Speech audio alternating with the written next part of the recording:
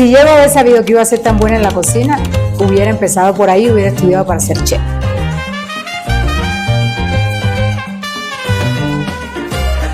Yo me puse un negocio de comida cubana en un país extranjero.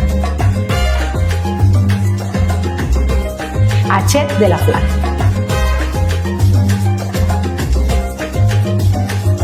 Mi mamá hizo tantos dulces que le quedaron mal que no tienen idea. ¿Y qué significa Che? Niño donde la Flaca, eso es cubano. Yo soy la Flaca.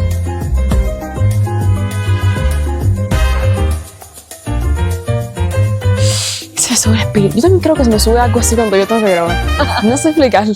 Bienvenidos a la Che de la Flaca, donde la Flaca, una chef cubana en Ecuador, ha convertido su restaurante en un tributo gastronómico a los sabores cubanos. Descubre cómo su dedicación y su espíritu emprendedor han dado vida a este singular espacio. Eureka. Lo he encontrado. Cuéntame, ¿cómo descubriste tu talento para la cocina? Bueno, yo llegué a Ecuador con 18 años y realmente no sabía cocinar. Si yo no hubiera sabido que iba a ser tan buena en la cocina, hubiera empezado por ahí, hubiera estudiado para ser chef. Pero realmente mi talento yo lo descubrí por necesidad, por la necesidad de comer. Cuando me fui a poner mi negocio propio, busqué en todas las áreas. En la ropa, en los zapatos, en la bisutería, pero al final terminé poniéndome un restaurante. Entonces yo no tenía esa confianza en la cocina ni que yo iba a cocinar. Realmente fue por una sociedad que hice con unos amigos, los cuales iban a cocinar. Pero resulta que la sociedad no se dio y tocó que yo me enfrentara a la cocina, porque era mi negocio y tenía que seguir adelante. Yo necesitaba enfocarme en un plato que fuera especial, en algo que me identificara, que tuviera mi sello personal. Para que la gente viniera. Exacto, pues yo ahí fue donde yo creé este plato, porque yo quise que las personas sintieran que estaban comiendo como que la comida típica o tradicional de mi país. La comida que se come en una fiesta, la comida que se come en un cumpleaños, en cualquier evento de Cuba.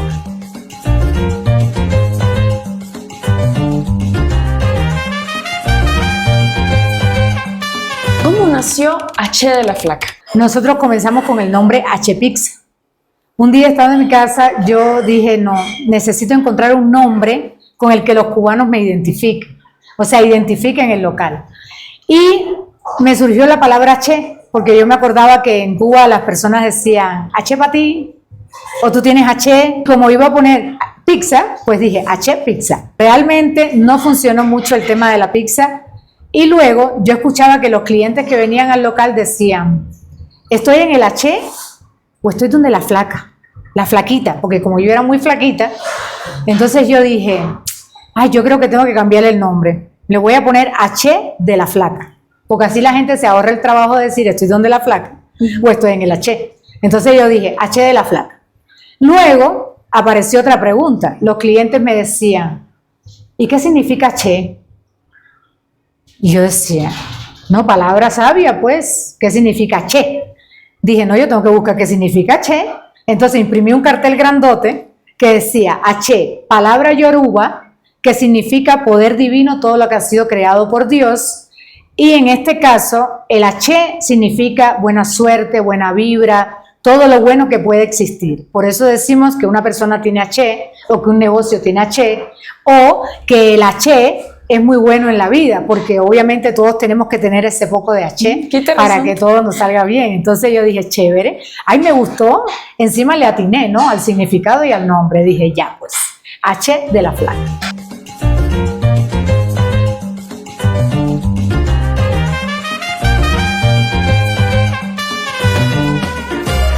Aquí habían unos muchachos que ellos no tenían muchas cosas que hacer en el día. Tenían una desocupación muy grande y ellos eran amigos del señor que empezó conmigo a trabajar. Ese señor me dice, yo voy a hablar con estos amigos. Y yo le dije, yo le voy a proponer algo, tráelos acá. Le dije, niños, vamos a hacer un negocito. Ustedes me traen los clientes y yo todos los días les voy a dar la comida gratis. Y como la pizza que yo hacía era muy buena, ellos me dijeron, chévere, y tú nos das pizza todos los días. Ya, chévere, así fue. Yo me quedé con la pizza y la comida. Pero estos muchachos que eran medio locos, se aparecieron con 20 clientes. Mi local tenía 4 mesas y mi cocina era un fogoncito de casa. Cuando yo vi a aquellas 20 personas paradas en la puerta de aquel mini local, casi me da un infarto. Los nervios casi me atacan. El señor que trabajaba conmigo, mayor que yo, en fin, me dijo, tranquilízate niña, que todo va a salir bien. Mira niña, pasé el trabajo de la vida para hacer aquellas 20 platos de comida. Pero bueno, todo salió maravilloso, la gente se fue encantada y así fue como la gente empezó, estos llamaban a esto, aquellos le avisaban a los otros y le decían, niño, ¿dónde la flaca? ¿Pero dónde es eso? Niño, una flaquita que se puso un local por aquí, niña, la flaquita, decían la flaca, y ellos me bautizaron y ya, y se quedó la flaca. A mí nadie me conoce por mi nombre, nadie, yo soy la flaca.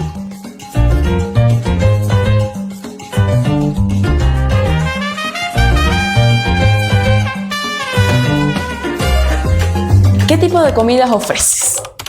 Bueno, nosotros, como ya te indiqué, hicimos una investigación previa con nuestra propia práctica y nos quedamos con algunos platos que sinceramente eran los platos que más pedían, los platos que más han gustado y realmente tenemos clientes para todos los platos. O sea, hay personas que me preguntan, ¿cuál es el plato que más se vende? Todos se venden al mismo nivel. ¿Por qué? Porque tengo clientes que vienen solamente por la ropa vieja, hay clientes que vienen solamente por el rabo encendido, hay otros que vienen solamente por croquetas. O sea, yo tengo clientes para todos los platos, específicamente. De hecho, si no hay uno, no comen.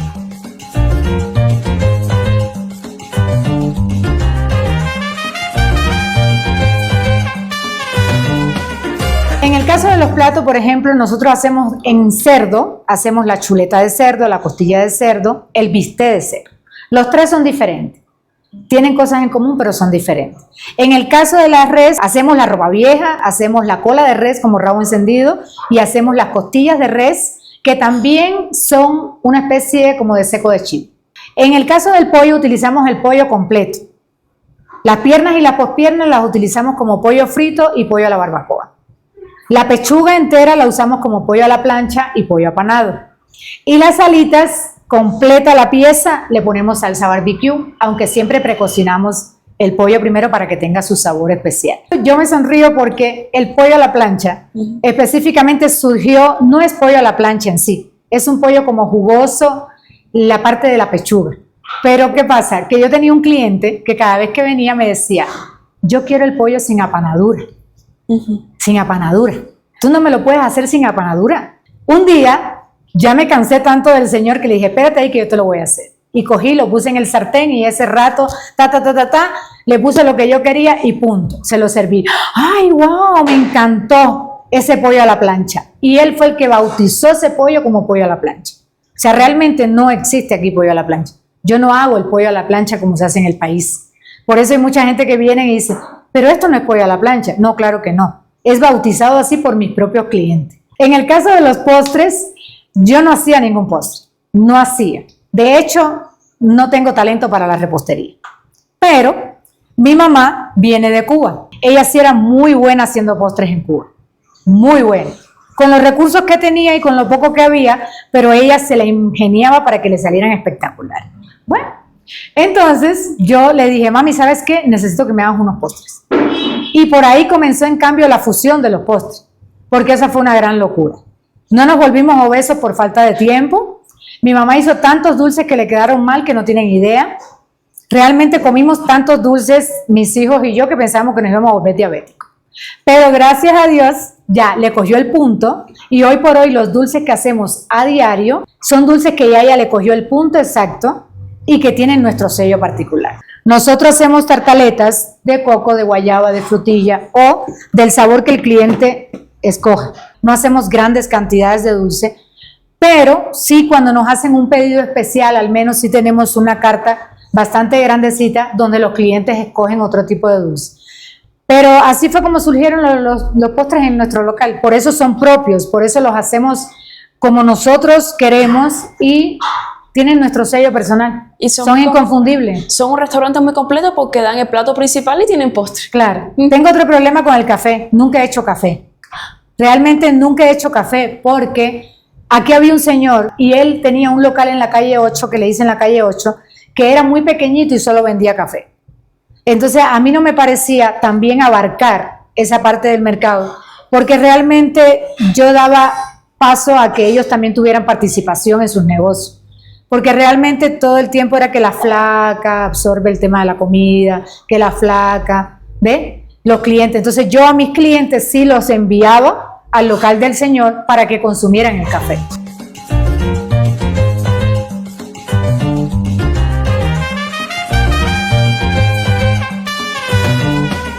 Bueno, sinceramente, yo sí recomiendo que las personas que deseen ponerse un negocio, primero estudien, se preparen, investiguen sobre lo que quieren emprender. Porque si bien es cierto que emprender, como su palabra lo dice, es algo que sale desde el fondo de tu corazón, de tu mente, y que evidentemente tú lo haces con amor, con pasión y porque tienes deseo de éxito, todas las personas que emprenden en un momento determinado fracasan. Al inicio o en algún momento del negocio. ¿Por qué? Porque precisamente no tenemos esa capacitación y no tenemos esa preparación en lo que emprendemos, por lo general. Al inicio de un negocio, uno comete demasiados errores. Y sí es necesario tener capacitación. Y sí es necesario poder estudiar y prepararse antes de. Y algo muy importante, conocer el mercado y enfocarte bien a lo que tú te vas a enfrentar. ¿Por qué? Porque en mi caso, yo me puse un negocio de comida cubana en un país extranjero. O sea, es un país diferente, con una cultura culinaria espectacular que no tiene competencia. Pero yo fui tan valiente y tan capaz que yo dije, mi comida, yo quiero que sobresalga y yo quiero que me reconozcan dentro de mi área extranjera y reconozcan mi comida. Y he logrado que los ecuatorianos coman, disfruten mi comida y sobre todo tengo generaciones de clientes, y no es que estoy tan vieja, pero realmente he tenido muchas generaciones de clientes ecuatorianos que hoy por hoy son sus hijos los que vienen a comprar.